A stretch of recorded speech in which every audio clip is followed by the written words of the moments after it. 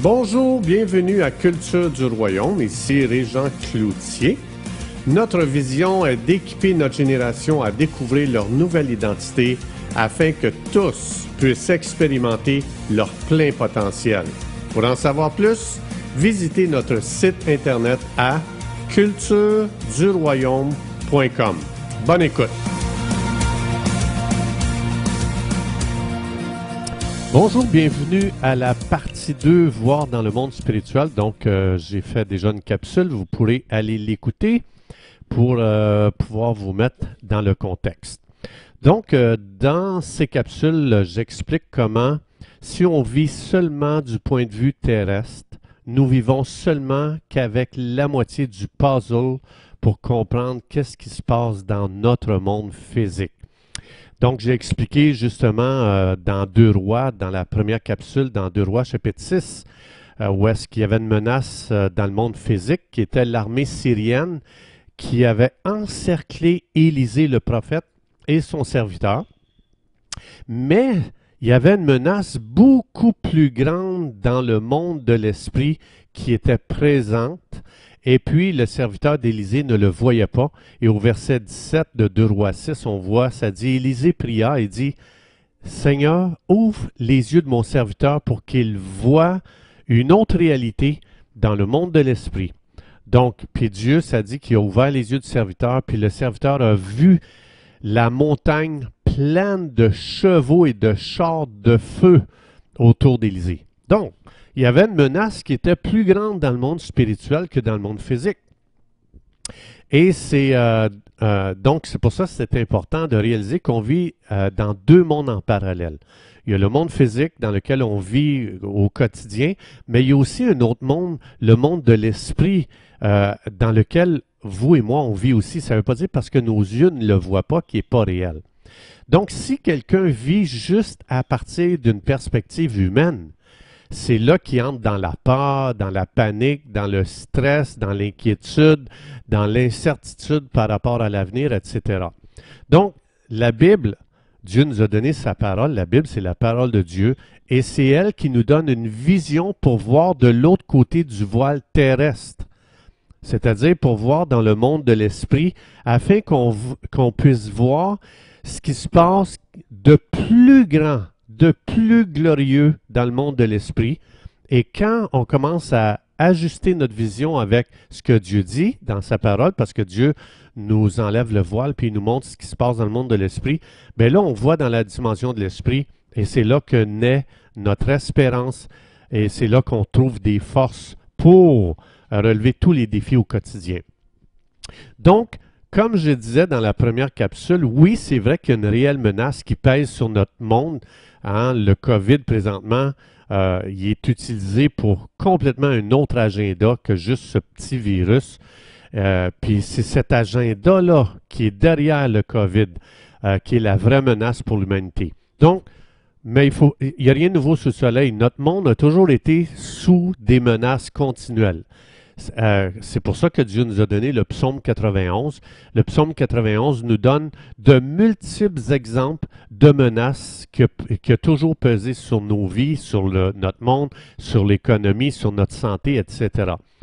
Donc, j'expliquais que dans 2 Rois 6, le voile a été enlevé et le serviteur d'Élisée a vu des chars de feu de Dieu, des anges, etc. Il y avait toute une armée qui était là. Je veux juste vous dire, vous aussi, vous avez des anges autour de vous. Pareil comme Élisée puis son serviteur. Psaume 34, verset 7, ça dit « L'ange du Seigneur se pencha pour écouter pendant que je priais, m'encerclant et me montrant comment m'échapper à la menace qui était là. Il fera cela pour tous ceux qui craignent Dieu. » Dieu veut que tu saches qu'il y a des anges qui ont monté un campement autour de toi. Tu es entouré par des anges. Il y a un mur de feu aussi autour de toi. Il y a des chars de feu qui sont là, qui t'entourent. Pareil comme Élisée. C'est pas juste pour Élisée, c'est pour toi aussi. Donc, pourquoi Dieu nous entourait d'anges s'il n'y avait aucune menace?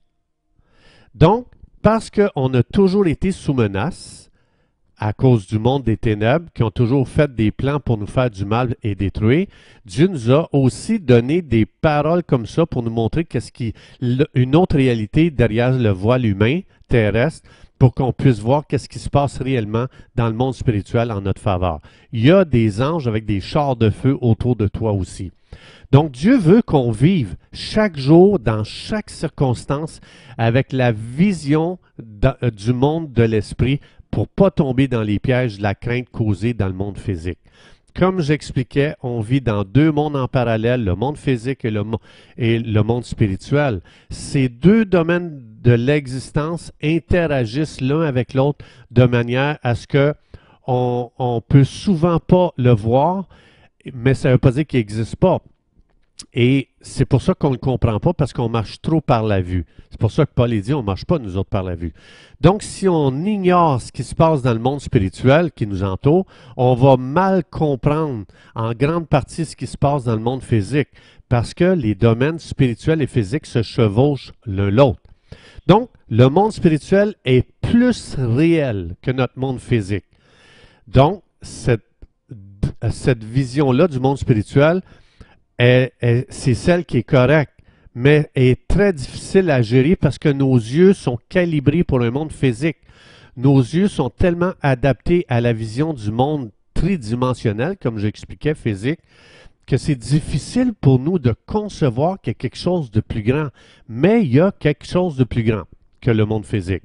Donc, c'est pour ça dans Éphésiens 1,18, ça dit, le Saint-Esprit nous invite, prie pour avoir une vision spirituelle, pour comprendre ce qui se passe dans les dimensions spirituelles. Hein, nos yeux doivent être éclairés, les yeux de notre cœur. Donc, ça vient d'où ça?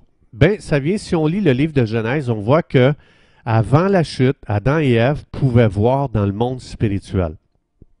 Ils étaient capables de marcher avec Dieu, ça dit dans la fraîcheur du jour, à la tombée du jour, ils marchaient avec Dieu, puis ils parlaient directement avec Dieu. Et puis, ça dit même dans Genèse que Adam et Ève étaient capables de voir le diable quand il venait les tenter. Ils savaient, ils n'avaient pas encore péché. Quand ils ont vu le diable venir en forme de serpent, ça veut dire que, ça c'est avant la chute, ça veut dire que eux autres, ils voyaient l'activité du serpent dans les dimensions spirituelles qui donnait une apparence d'un serpent dans le monde physique. Mais cette situation, on sait très bien qu'elle n'a pas duré longtemps parce que lorsqu'Adam et Ève ont péché, leur vision a été modifiée de sorte qu'ils ne pouvaient plus voir dans le monde spirituel ou dans les domaines spirituels. Donc, on voit ça dans Genèse 3. Adam et Ève, ils pouvaient voir la gloire éclatante des royaumes célestes. Et leur observation du monde physique était tellement diminuée, obscurcie, qu'ils ne remarquaient même pas, ça dit, qu'ils étaient nus. Mais, une fois que la lumière de la gloire céleste s'est éteinte à cause du péché, quand ils ont péché, ça dit que leur vision du monde physique s'est considérablement intensifiée au point que, pour la première fois, ils ont constaté qu'ils étaient nus. Bien, il faut savoir que quand Jésus est venu, il est mort sur la croix, et puis il a payé pour nos péchés, et maintenant on peut naître de nouveau en recevant Jésus, en invitant Jésus. On reçoit le Saint-Esprit, et maintenant on peut de nouveau entrer dans les dimensions spirituelles pour justement avoir une compréhension spirituelle de ce qui se passe dans notre monde. Donc, oui, le péché et la chute ont détruit l'unité qui existait dans le domaine des mondes spirituels. Mais aujourd'hui, il faut savoir qu'on peut voir dans l'esprit. C'est ça que la Bible explique. On peut comprendre, on a la pensée de Christ pour penser avec ces deux mondes qui sont en parallèle. Donc, ça veut dire que si aujourd'hui j'écoute juste les médias, on n'entend que le point de vue terrestre du COVID. On ne nous donne pas la version spirituelle de ce qui se passe dans le monde de l'esprit, qui est une attaque qui a eu lieu sur notre planète. Donc, la bataille dans la sphère spirituelle a une forte influence sur les événements terrestres. On voit ça, Paul l'a expliqué dans sa lettre aux Éphésiens au chapitre 6. Hein, dans Éphésiens 6, à partir du verset 11, 12, etc., ça dit de revêtir l'armure de Dieu. Pourquoi? Hein, parce qu'il y a une guerre. Donc, ça dit pour pouvoir s'opposer au dessein du diable. Il dit au verset 12, notre combat n'est pas contre la chair et le sang, mais contre des principautés, des autorités dans le monde de l'esprit. Donc, Paul nous rappelle que lorsqu'on a affaire à des personnes ou des événements sur la terre, il explique que ces gens et ces événements sont manipulés par des forces spirituelles que nos yeux physiques ne peuvent pas voir. Les forces spirituelles du mal sont attirées par l'autorité de notre gouvernement, des gens haut placés qui ont beaucoup d'influence. Donc, s'ils peuvent influencer une personne qui a de l'autorité, ils peuvent amplifier leur opération sur la terre, leur travail de ténèbres. C'est la raison pourquoi Dieu dit « priez pour vos autorités ». Comme par exemple, dans le livre de Daniel, ça dit que lorsque Daniel priait au sujet de la situation des exilés en Perse, les Hébreux avaient été amenés en captivité en Perse, ça dit que Dieu a révélé à Daniel que la puissance qui dirigeait cette situation-là était dans le monde spirituel qui était appelé le prince de Perse. Je vais vous lire dans Daniel 10.13, ça dit « Mais le prince du royaume de Perse », là c'est un ange qui dit ça à Daniel, il dit « Le prince du royaume de Perse me résista pendant 21 jours. Et voici que Michael, l'un des principaux princes, vint à mon secours, car j'avais été laissé seul là-bas avec les rois de Perse. » Le Saint-Esprit est en train d'expliquer que le pouvoir spirituel devait être vaincu d'abord dans les domaines spirituels avant que la situation change en Perse. Ça veut dire les changements de gouvernement, que ce soit par un coup d'État militaire, que ce soit par des élections, ça ne changera rien. La raison, c'est qu'il n'y a rien qui va changer dans le monde physique si ce n'est pas d'abord changé dans le monde spirituel. Donc, les influences des sphères spirituelles expliquent pourquoi les crises économiques surviennent lorsque les économistes pensent que la situation s'améliore.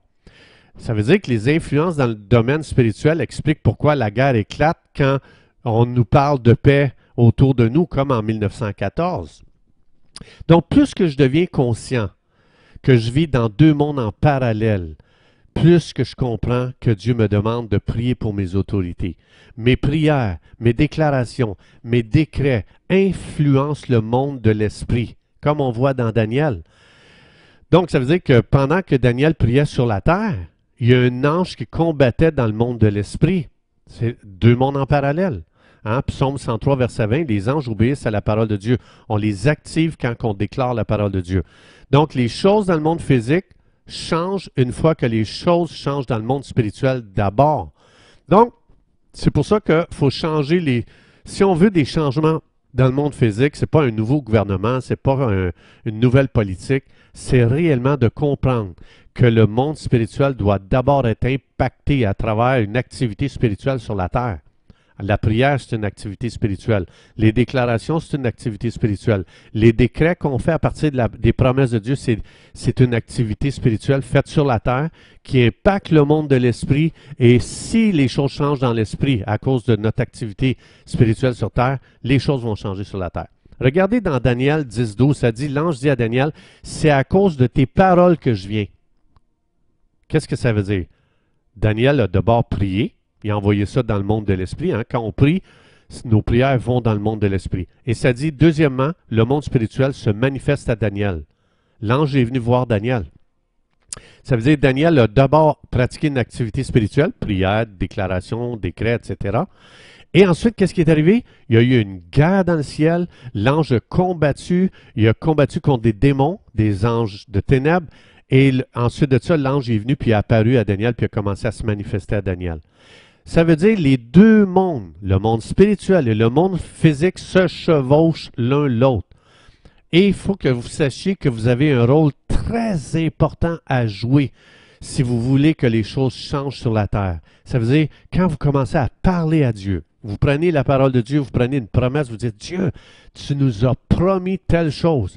Ben Seigneur, je te prie. Puis après ça, tu dis, parce que tu as promis ça, je déclare ça sur ma vie. Et parce que tu as dit ça, je fais un décret pour que dans le monde spirituel, les choses commencent à shifter, à changer. Parce que dans Psaume 103, 20, les anges attendent qu'on déclare la parole de Dieu pour commencer à opérer dans le monde de l'esprit. Vous êtes important à ce point-là et vous êtes une personne d'influence à ce point-là. C'est pour ça que Dieu dit, de prier pour nos autorités. C'est le temps d'intercéder pour M. Legault, pour M. Trudeau, d'intercéder parce que ces gens-là, si le monde des ténèbres les accroche, je vous garantis que ça peut faire beaucoup de mal à notre province, à notre pays, à la société. Donc, il faut intercéder, il faut prier pour que Dieu envoie des anges pour protéger nos autorités. Ils ont besoin de notre protection. Alors, chers amis, c'est tout le temps que nous avions et à la prochaine.